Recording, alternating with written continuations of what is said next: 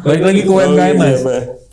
Setelah lama lumayan lah ya di dunia itu, kira-kira permasalahan teman-teman kita yang di UMKM ini apa sih Mas? Oke ya, siap. Menarik. Pertama itu terkadang problematika para UMKM itu pengennya instan Mas. Pengen cepet dapat untung gitu kan. Hari ini kan kita udah masuk proses digitalisasi yang luar biasa. Apalagi nanti ketika UMKM siap gitu kan ya, udah memahami itu, ada hal yang besar yang perlu disiapkan oleh para UMKM adalah tentang big data. Ada nggak sih solusi untuk memperkecil data itu agar data itu yang kita dapat atau yang kita pakai itu ya hanya data yang akan kita gunakan. Betul. Bener-bener. Nah, kita ada tool Mas. Gitu ya.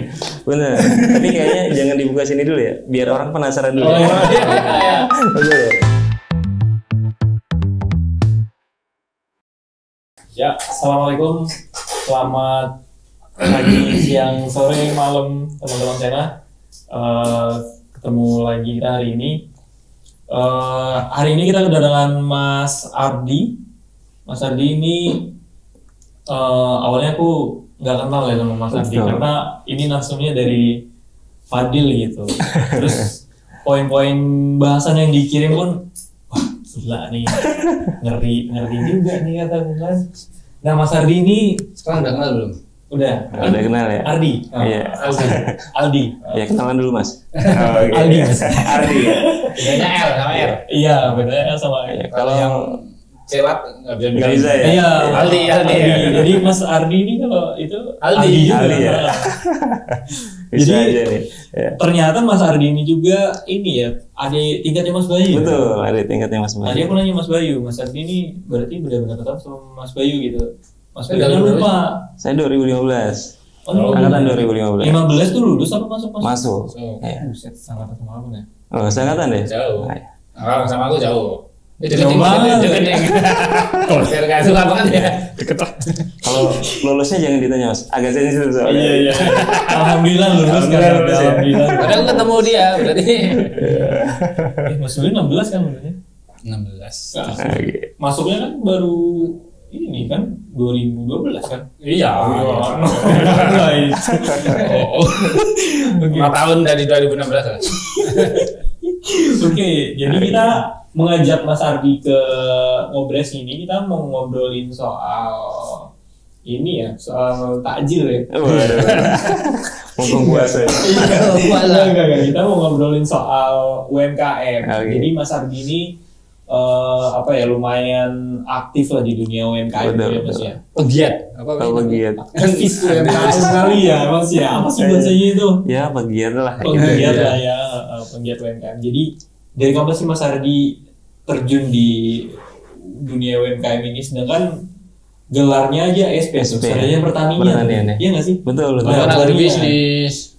Iya kan pertanian kan, tapi orang sarjana apa nih, sarjana pertanian gitu. Kok bisa terjun ke UMKM? Seharusnya tuh SAGR ya Mas ya, kalau agribisnis ya. Bukan SP sebenarnya. Enggak tahu sih.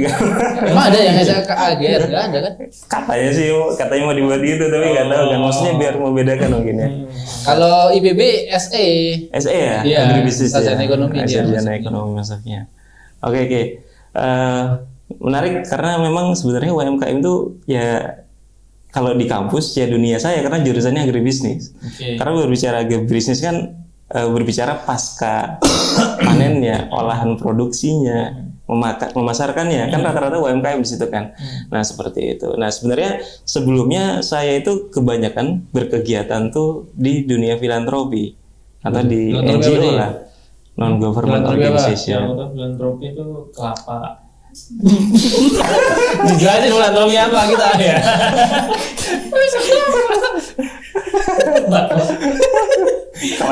Kelapa ya? Apa?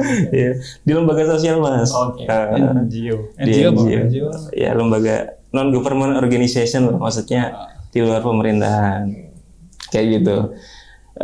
Sosial lah ya intinya. Sosial lah kayak gitu kan.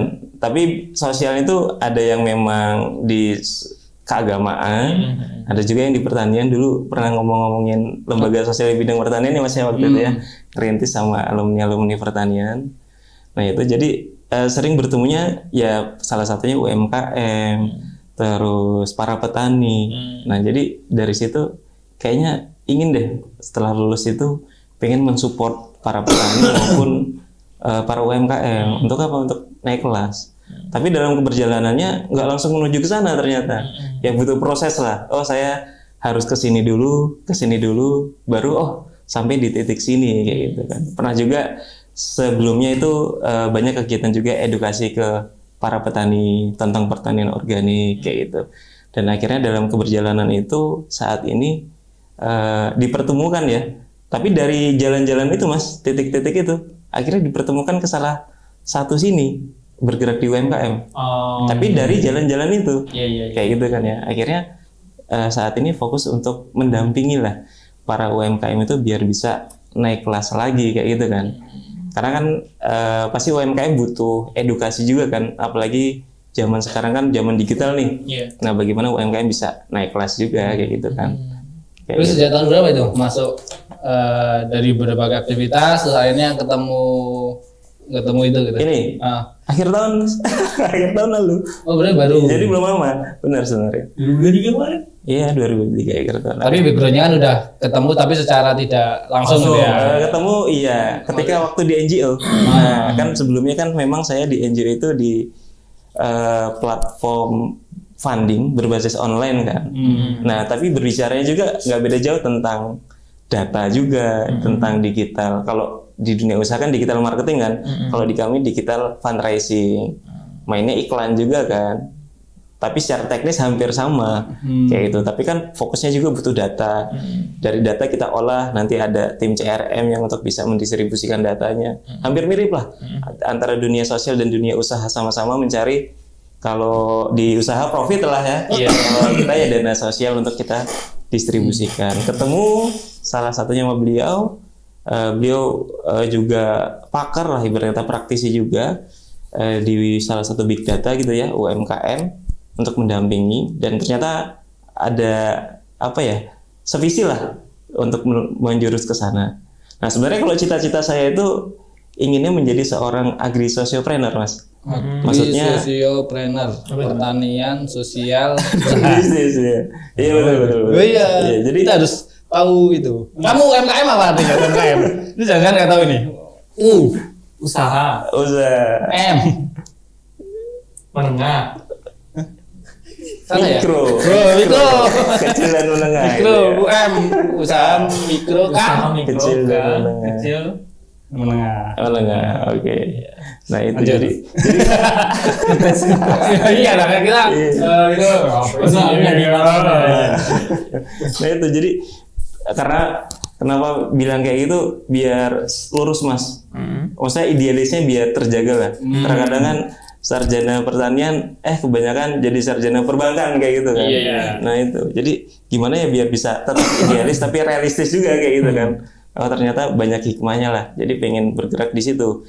Di bidang ya ke depan kan di bidang pertanian lah ya kayak itu. Terus di sosial kan sudah jalan, terus entrepreneur juga, bisnis juga pengen jalan juga. Nah salah satunya yang paling utama cita-citanya yaitu untuk mendampingi lah para petani dan para UMKM kayak gitu.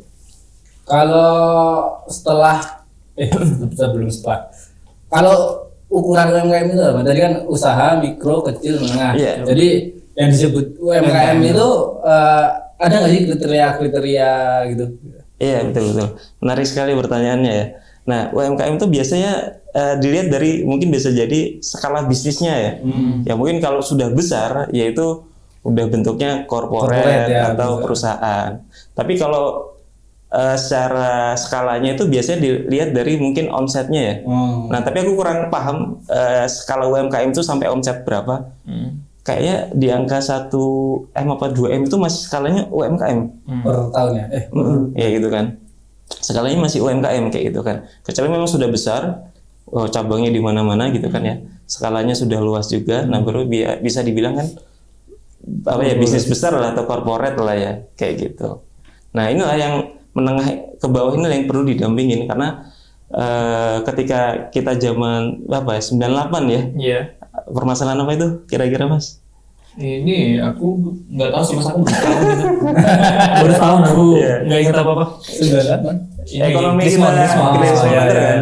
Nah yang salah satu bertahan siapa? Para UMKM. Karena perputarannya kan cepat, Iya, bener. yaitu untuk mengembalikan ekonomi untuk bisa bangkit kembali. Nah itu yang bisnis yang bertahan. Dan katanya kadang-kadang jadi garda ekonomi Iya, Indonesia. benar. Nah iya benar. Tidak hanya 98 sampai sekarang. Iya betul kan ya. Karena ya dari situlah banyak yang bertumbuh kan. Apalagi kalau bulan Ramadan, wah makin banyak kayaknya UMKM ya. Iya. Di pinggir jalan Jual maksudnya kan. takjil gitu. Jual takjil dan lain Kamu sebagainya. rumahnya di Tajil, banyak ya? Banyak di Sargede ya dia kita kemarin. Sargede sama Bali Kota. Banyak ya. Saya kemarin sore itu di UMS nggak bisa lewat. Wah, banyak banget tuh. Aduh. Lalu sama Fani juga ke UMS kemarin. Iya, Mas. ya. Nyoba ngecek di sana, penasaran kan. Iya. Iya padat banget. Padat Jadi banget, hindarin ya. orang karena hindarin kendaraan kan. Ribet banget ya gitu. Iya. Jadi nggak beli aja ya. Oh, beli cuman satu doang. Balik lagi ke Oh, UMKM iya, Mas. Pak. Setelah lama lumayan lah ya di dunia itu, kira-kira permasalahan teman-teman kita yang di UMKM ini apa sih Mas? Oke ya, siap. Menarik. Pertama itu terkadang problematika para UMKM itu pengennya instan, Mas. Pengen cepet dapat untung gitu kan. Padahal kan ya untuk dalam proses bisnis kan itu butuh proses kan ya. Nah terkadang itu tidak sabar gitu kan untuk mencapai titik proses itu. Kadang juga bagi kita mungkin yang sudah mengalami aktivitas bisnis bisa jadi berubah-berubah sampai berada di titik settle. Nah itu maka yang perlu kita lakukan adalah ya sabarlah melewati proses itu, dan yang paling penting itu harus apa kira-kira belajar. Nah belajar kepada siapa ya? Yang kepada guru-guru, maksudnya orang-orang yang sudah sukses. Itu lebih cepat kan daripada mungkin bisa jadi bolehlah kita ikut seminar dan sebagainya hal. Tapi yang paling penting ya kita harus punya mentor lah untuk bagaimana bisnis kita akselerasi kayak gitu. Itu satu.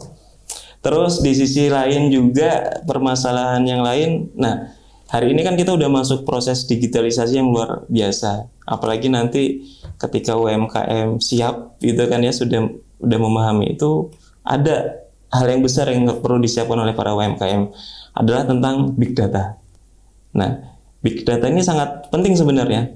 Nah terkadang saat ini tuh para UMKM melihatnya itu big data itu besar kayak gitu kan. Iya, Big ya. Namanya Bener juga ya. belum huge, belum gede banget. Betul. Iya. Bisa aja nih Mas Bayu ya. Masih kocak dari dulu ya. Oh, kocaknya dari dulu ya? Iya, Wah. enggak ya? Serius. Serius ya? Iya, itu seharusnya melihatnya itu adalah big data itu melihat sebagai target market atau target pasar. Bisa jadi untuk jadi pelanggan atau customer kita, atau juga bisa jadi reseller kita. Nah, tinggal bagaimana kita memanage bisnis kita dengan momentum big data hadir. Nah, kita siap kayak itu. Terkadang terlalu kesana-sana, maksudnya pengennya instan tadi, terlalu jauh mikirnya, padahal bisa dijalani dengan memanfaatkan big data. Itu yang kedua. Terus tadi udah big data, terus instan. Yang ketiga adalah terkadang tantangan mungkin di modal ya. Bisa jadi kan, karena pengennya instan, modalnya juga kecil, mungkinnya kecil tapi hasilnya besar kayak gitu kan. Padahal kalau bisnis ya high risk high return ya Mas ya. Betul nggak sih ya? Ya ketika bisnis kita besar ya tantangannya juga besar, risikonya juga besar juga. Jadi menurutku pribadi ya modal itu adalah sebenarnya orang yang mau memodali. Tinggal bagaimana pertama kita konsisten dalam berjualan. Terus yang kedua adalah ada hasil. Dalam hasil itu kita punya target sehari itu kita menawarkan produk kita tuh ke siapa. Harus continue tiap hari itu. Nah, biar jadi apa? Biar jadi catatan ke siapa? Ke pemilik modal. Oh ini loh, saya sudah menawarkan produk saya kayak gini, penjualan saya kayak gini. Potensi enggak? Pasti kan kalau pemilik modal akan melihat seberapa baik bisnis ini dilihat dari apa? Pasti pertama penjualan dong, ya kan ya, Mas ya. Ketika sudah melihat penjualannya, menarik nih, terus ditambah produknya bagus, pasti pemilik modal secara cuma-cuma bisa jadi langsung gitu kan. Ya nggak cuma-cuma sih, pasti ada kerjasamanya lah kayak gitu. Beberapa waktu lalu saya tuh ini Mas, kan istri saya kan Salatiga kan. Kadang itu udah punya anak saya Mas, gitu kan ya. Ke Salatiga naik Grab, karena kan punya kecil, kalau naik bis kasihan gitu kan ya, naik Grab. Nah dari rumah. Dari rumah ke Salatiga. Nah ada supir Grab itu, supir apa ya, Maxim ya, nggak apa-apa kan di sini. Ya itulah bercerita. Dia memang kesehariannya itu jadi supir Maxim Mas. Tapi dana tiap hari ngalir terus. Dari bisnis apa kira-kira Mas? Dia jualan online juga ya.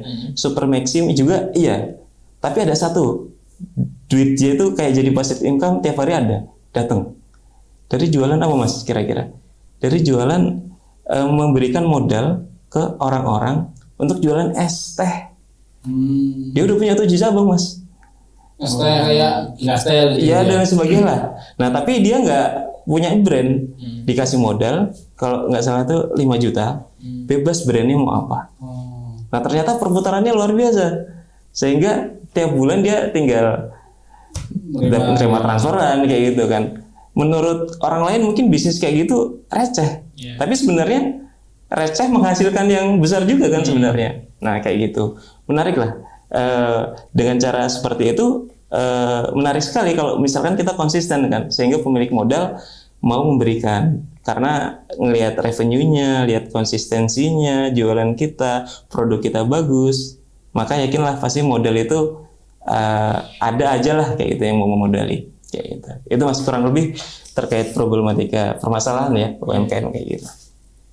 Biasanya kalau ini ya UMKM itu kadang yang jadi masalah itu dia tidak disiplin dalam pencatatan. Nah, ya benar. Jadi misal mau ada investor atau apa, secara laporan keuangannya dan ininya nggak ada. Benar gitu. Ya benar.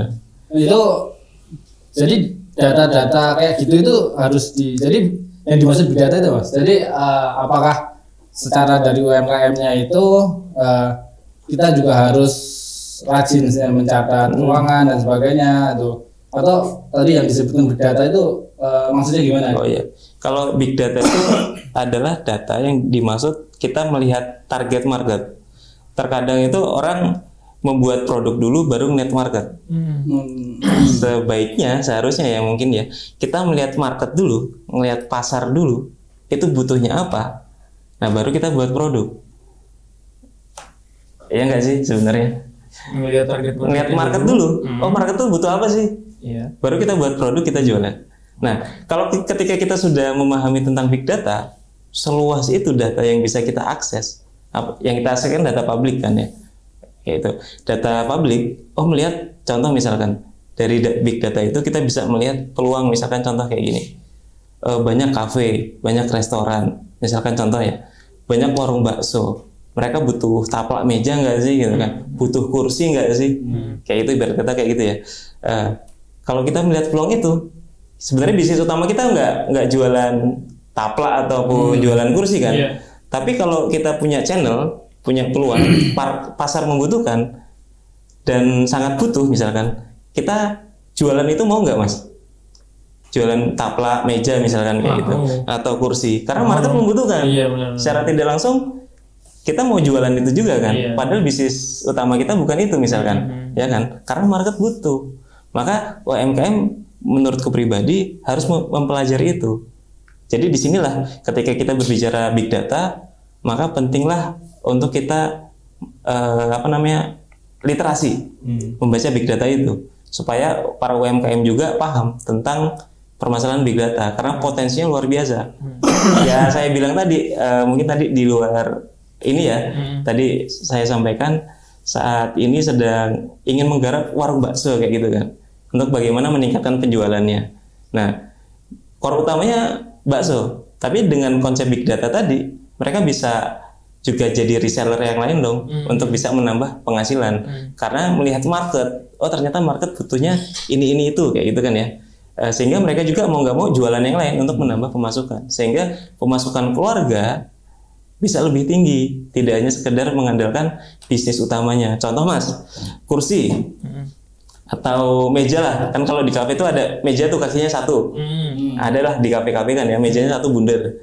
Ada juga meja yang kayak gini nih, kakinya 4. Kalau misalkan bisnis kita satu collab atau gagal, kita udah nggak punya pijakan. Tapi kalau misalkan meja kita kakinya ada 4, satunya lepas, kita masih tetap berdiri karena kita masih ada keran-keran yang lain.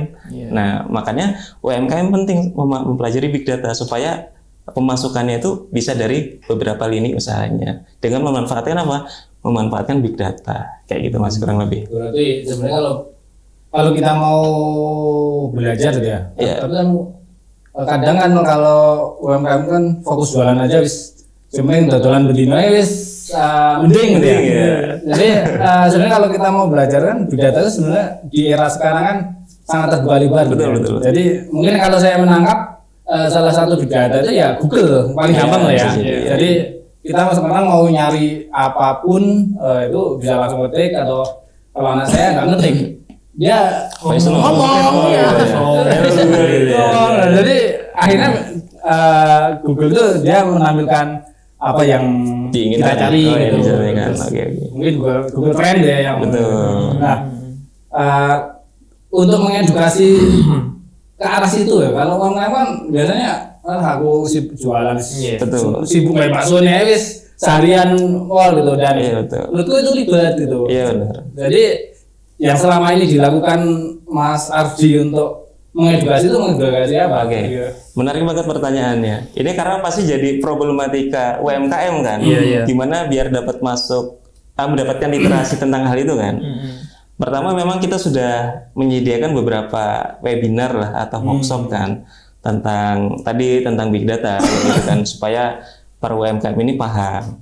Tapi ternyata kan ada yang mindsetnya apa yang disampaikan kayak Mas Bayu tadi kan. Wah, saya sibuk Mas tiap hari gawe bakso tiap pagi gitu kan, karena ribet lah kayak gitu. Nah, kita juga berikan video edukasi Mas. Disitulah minimal dia paham tentang hal itu atau big data tersebut. Ditangkap, terus oh iya ya, bisa ya. Nah, kalau bisa nanti kami juga sedang mempersiapkan videonya itu sesuai dengan latar belakang UMKM-nya.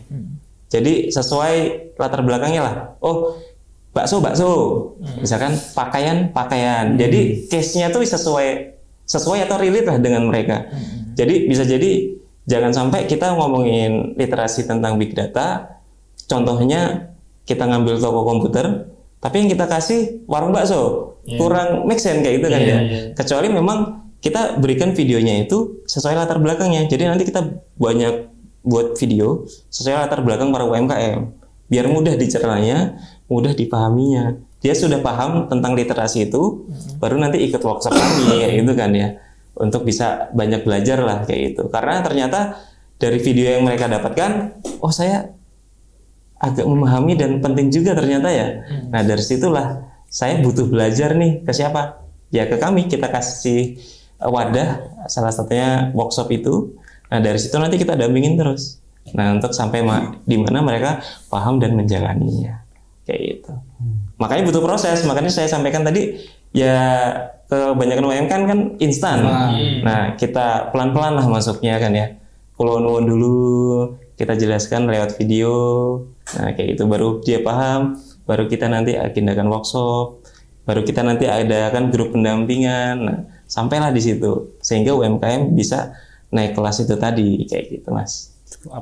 Jadi tahap itu udah dijalani ya Mas, maksudnya udah dilakukan sama Mas. Betul ya, ini sudah dalam proses perjalanan kita lah kayak gitu. Terus ini Mas, peluang sama tantangan menyambut big data ini buat para UMKM ini apa Mas? Betul.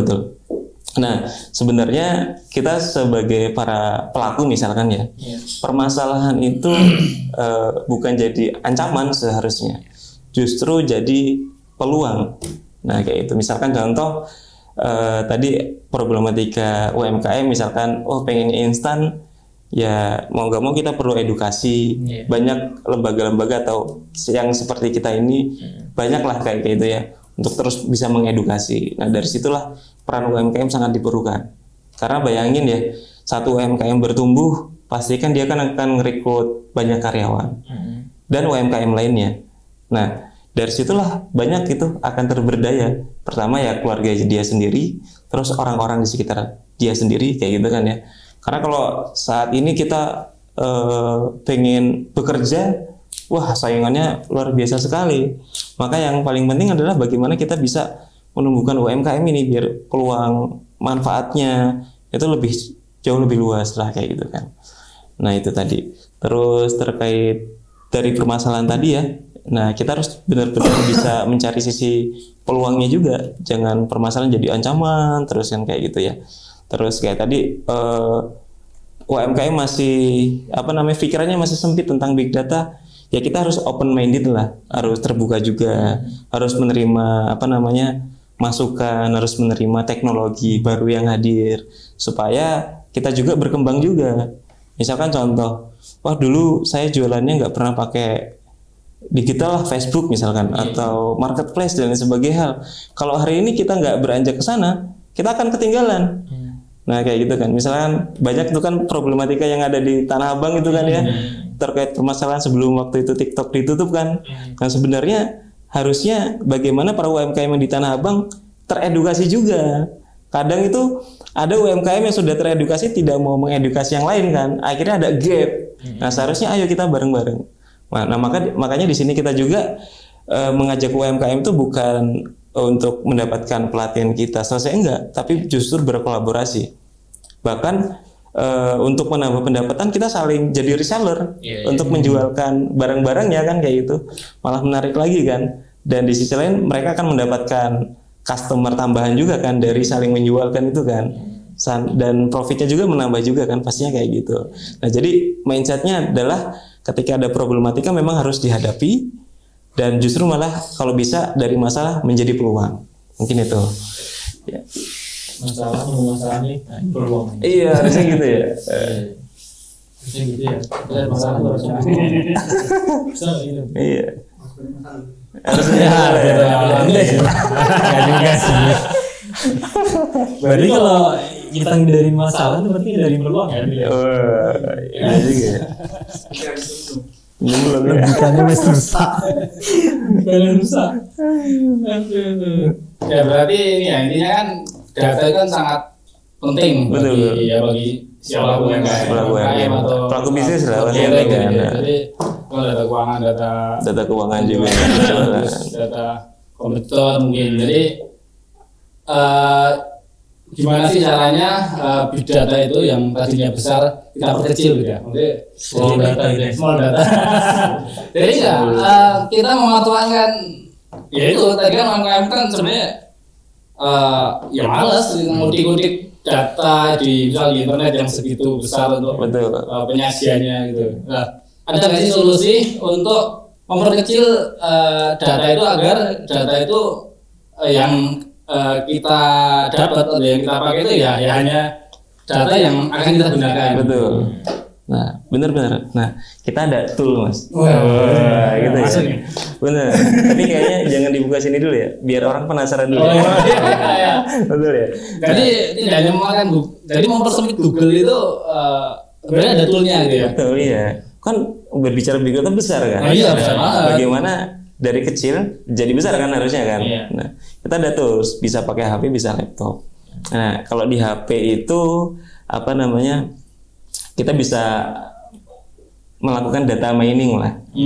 Data mining dari data yang besar, kita bisa langsung prospek melalui HP. Itu bisa juga. Tapi itu ada pakai tool itu. Iya. Maksudnya kan daripada kita ngambil satu-satu misalkan di Google Map itu kan manual lah ya. Kita bisa melakukan pakai tool itu. Namanya ya data mining lah. Kayak gitu. Terus kita bisa langsung prospek sesuai target market kita. Oh bisnis kita apa ya? Nah pasti kan nggak semua langsung kita prospek kan. Makanya kita harus pilih kategorinya apa ya yang akan kita prospek. Contoh misalkan Masnya punya produk frozen misalkan, singkong keju, bakso misalkan ya, sosis atau apalah kayak gitu kan ya. Atau produk rumahan lah, homemade lah kayak gitu. Nah kira-kira target marketnya siapa ya kayak gitu. Contoh misalkan toko frozen. Nah kita bisa prospekin toko frozen untuk misalkan nitip barang di situ. Kan tergantung ya toko frozen tuh ada yang boleh langsung beli, nanti kita jual. Ada juga yang dititipin, kan tergantung kebijakan masing-masing toko kan. Nah, itu kan potensial kita cari data toko frozen se-Solo misalkan kayak gitu, itu bisa kita langsung prospek. Nah, salah satunya itulah untuk memudahkan. Karena terkadang kita melihat terlalu big sehingga kita kayaknya kesulitan, padahal sebenarnya bisa dimudahkan. Nah, salah satunya menggunakan tools tersebut. Atau juga kita di tools itu kita bisa mencari target market sesuai titik terdekat bisnis kita.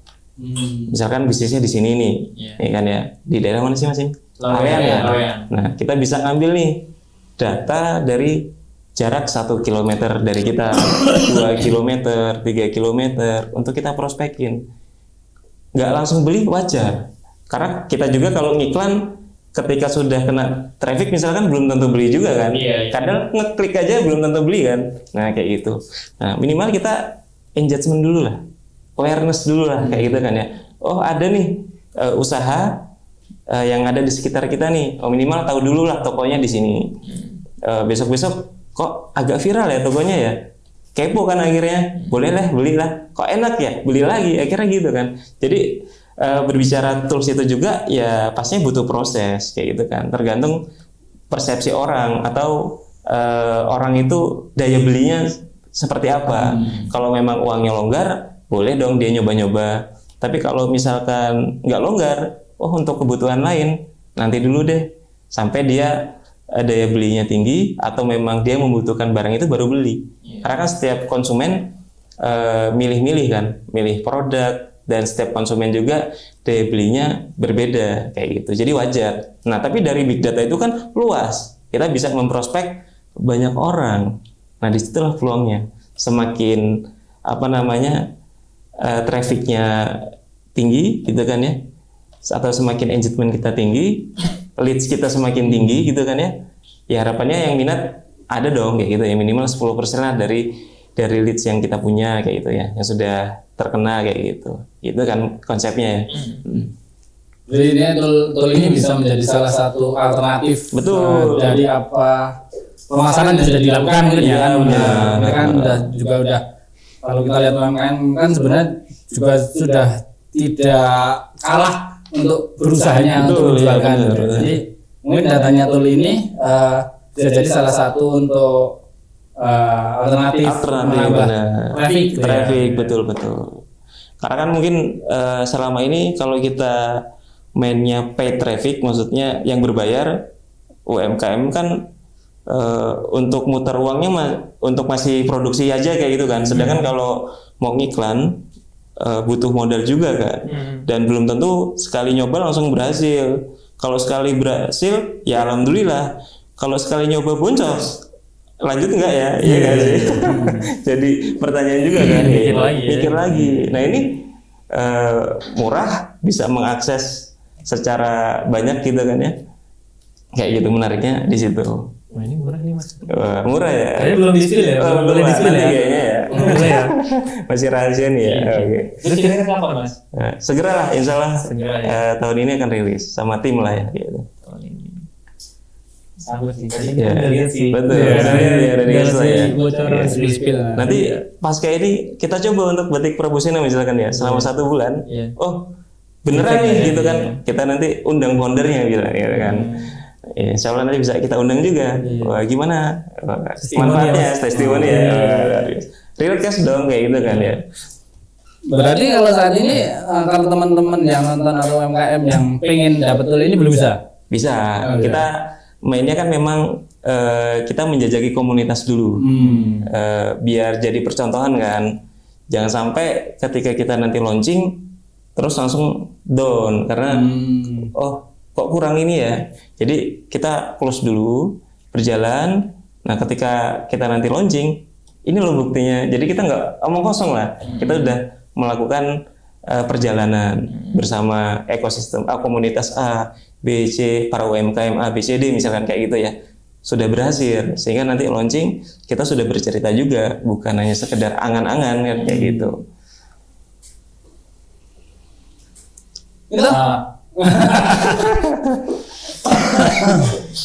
Tapi ya sih aku ngeliat apa ya, dunia UMKM sekarang tuh memang nggak jauh dari apa sih maksudnya kolaborasi gitu ya. Iya benar.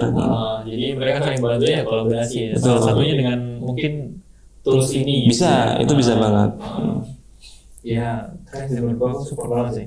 Tadi kita udah lihat sendiri gimana cara kerjanya, segala macam gitu ya. Iya betul. Berarti nanti kalau misal launching kita nyarinya di mana? Maksudnya kayak teman-teman ini tahu dapatnya dari mana? Oke. Sebenarnya kita di Play Store udah ada. Tapi masih versi lama. Nah, tiap hari sebenarnya update. Nah, nanti bagi yang mau join bisa kontak-kontakan lah kayak gitu ya. Nanti kita kirim link drive lah ya. Nanti teman-teman bisa download juga. Kalau yang di Play Store udah ada, tapi masih versi lama. Nah, nanti kita bisa juga join juga di komunitas kita yang sudah berjalan. Kita juga sering ngadain workshop juga di Indosat. Kalau teman-teman UMKM Solo Raya mau ikut join juga bisa dong gitu. Setiap hari Pak boleh Mas? Iya, ini besok minggu ini kita berurutan seminggu ini. Kalau teman-teman mau join bisa juga. Tiap minggu kita ada. Oh, tiap minggu. Tiap minggu tempat yang sama. Tempat yang sama juga. Nanti kita bisa adakan. Nanti tergantung para UMKM itu maunya hari apa, jam berapa. Nanti kita fasilitasi. Boleh ada komunitas. Ya. Kalau satu orang bisa join. Gabungan kayak gitu kan. Ya maksudnya kan kalau kelasnya ada komunitas harus banyak orang ya. Ya minimal 10 itu bisa tetap jalan lah kayak gitu 30. Ruangan bisa 200 juga bisa. Terakhir kita ngadain juga 100-an lebih lah kayak gitu kan. Kita edukasi juga gitu kan ya, kita dampingi. Kita yang online juga udah berjalan juga, jadi nggak harus offline, online juga bisa ikut juga, jadi kita dampingin. Ada beberapa kelas lah kayak itu, maksudnya pertama tahap edukasi dulu atau literasi, baru nanti kita pengenalan, kita langsung real case, langsung jualan kayak gitu kan, gimana engagementnya, gimana closing apa enggak. Nah itu nanti kita dampingin juga sampai benar-benar closing lah. Oh ya, saya udah bisa jalan sendiri. Jadi kita bukan hanya sekedar jualan seminar kayak gitu, tapi benar-benar melakukan pendampingan untuk para UMKM. Ya, Kalau sejauh ini yang sudah terjangkau di daerah mana aja? Kalau keberjalanan secara umum ya, Bandung udah jalan, online itu jalan juga. Solo Raya juga udah. Kemarin yang tadi saya cerita, yang itu loh apa namanya, jualan dandang ya. Dandang. Kan Klaten kan pusatnya lah ya. Itu kemarin ikut workshop, seminar gitu kan. Kita langsung praktek juga, real case ya. Terus kita kasih data apa? Data warung bakso, data warung nasi goreng. Dia tawarin tuh karena dia jualannya dandang, wajan dan sebagainya hal. Ada yang langsung minat gitu kan. Engagementnya banyak gitu kan. Oh ada yang mau, ada yang tidak. Wajar kan dia. Masuk iya semua mau gua langsung dompetnya tebel gitu kan, langsung kaya kan pasti gitu. Langsung mau kayak gitu kan ya. Ada juga yang mau kayak gitu. Nah, itu jualan dandang kayak gitu kan, jualan wajan. Apalagi jualan yang produknya menarik, misalkan makanan gitu kan. Wah enak nih, kalau udah enak pasti akan repeat order terus tuh kayak gitu kan. Nah itulah menariknya di situ. Jadi kita mengundang ya organic traffic lah kayak gitu ya. Organic traffic. Ya untuk para UMKM cocok lah, terutama yang masih awal-awal mungkin belum punya modal iklan. Nah itu bisa dijalankan sampai nanti bukan kita nggak suka iklan, kita suka-suka aja, kita fasilitasi. Bahkan di fitur itu juga ada custom audience kayak gitu kan ya, untuk kita garap iklan juga kayak gitu kan. Tapi kan namanya UMKM butuh proses, udah punya modal baru naik ke iklan kayak gitu. Itulah proses-proses kita dalam mendampingi para UMKM. Boleh. Boleh sih gitu ya. Tapi yang berarti yang lagi di Play Store itu namanya sama? Sama. Namanya HABS, Habs gitu ya, penghubung. Iya. Jadi semua nanti bisa kolaborasi lewat situ. Penghubung. Hub, ya sebenarnya hub ya. Hub hubungan, tapi kita buatnya HABS itu aja biar menarik. Oke, gitu aja. Kita doain teman-teman semoga tulisnya dari Mas Hardi dan tim ini bisa launching segera ya Mas. Iya, bisa. Tahun ini ya targetnya Mas ya. Iya, launching secara publik ya. Tapi kalau secara saat ini sudah berjalan. Kalau yang pengen mencoba-coba lah ya. Bisa langsung hubungi IG-nya Mas Hardi mungkin ada. Atau IG-nya Habs. Ada juga nanti. Tapi bisa lewat saya aja nanti, Ardi Wardianto itu. Ardi Wardianto. Dan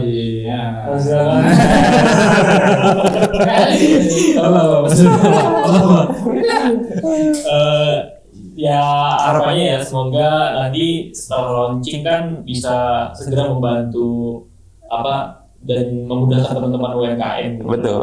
Amin. Marketnya. Benar ya.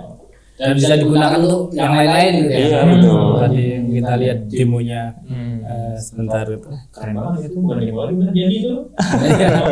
Kalau penasaran bisa hubungi Mas Ardi untuk Bisa. workshop atau ngadain ini. Kita sebenarnya juga ini ya, apa sih namanya dia kan kemarin kan banyak liput UMKM juga. Ada berapa episode? 100 ya.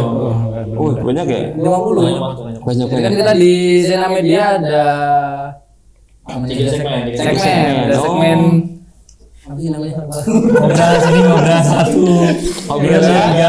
Cerita bisnisku. Cerita bisnis. Cerita bisnis itu kita banyak ngeliput UMKM. Menarik.